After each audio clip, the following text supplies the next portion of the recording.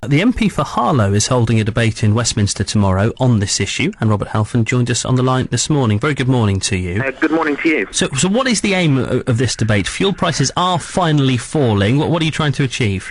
Yes, although they're falling, it's a bit like a burglar who's taken £100 and then gives you £10 back. And what I'm asking is a number of things. First of all, for the government to reconsider the rise in fuel duty that's planned in August. I recognise that they cut fuel taxes last year and stopped the January increase, and I'm asking them to stop the August increase. But also, I think that there needs to be serious action taken against the oil companies. All the evidence shows that they are operating uncompetitively and fleecing customers at the pumps.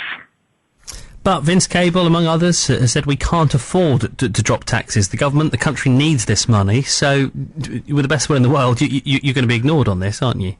Well, the government didn't ignore us last year when we did the campaign and cut fuel taxes last year, and as I said, stop the January increase. But I'm asking them to do it again. Petrol prices have gone up, and diesel prices about 70% in the last 2 years. They're crushing families who take their kids to school. They're crushing businesses who are closing down, and they're also crushing people who use public transport, because bus prices have gone up as well. But I accept it's not just the government's responsibility, it's the oil companies' responsibility too. And I'm asking the Office of Fair Trading to do an inquiry into the role of the oil companies, because clearly they are behaving uncompetitively, fleecing the motorist at the pump, but also crushing independent oil sellers and small petrol stations out of the market.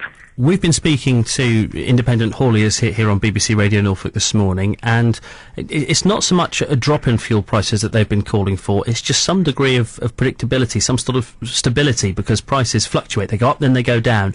What they would like to see, or certainly the ones we've spoken to, is more of a link between the amount of tax we're paying and fuel prices.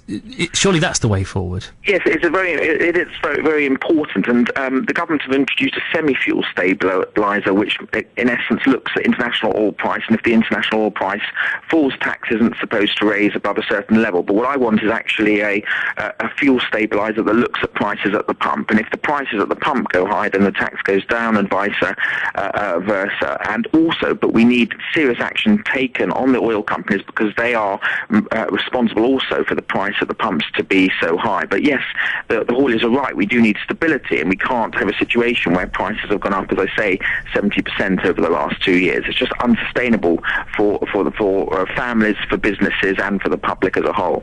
You're asking the government not to go ahead with the planned increase in August. So where should they put taxes up to make up for that shortfall? Well, my own view, and I'm looking at this very carefully, is that there should be a windfall tax on the oil companies themselves, and all that money is then used to cut prices at the pump. Because I recognise if the government do cut petrol tax in August, it will cost about £1.5 billion, and we don't have a magic money tree, and money needs to come from somewhere. So I think because oil companies, in my view, are not behaving fairly and responsibly, there should be a windfall tax on the oil companies and use that money to cut prices at the pump, which will benefit the economy as a whole. Thank you very much for joining us this morning. It's something we will, of course, return to. That's Robert Halfon, the MP for Harlow, who's holding a debate in Westminster tomorrow on the issue of fuel prices.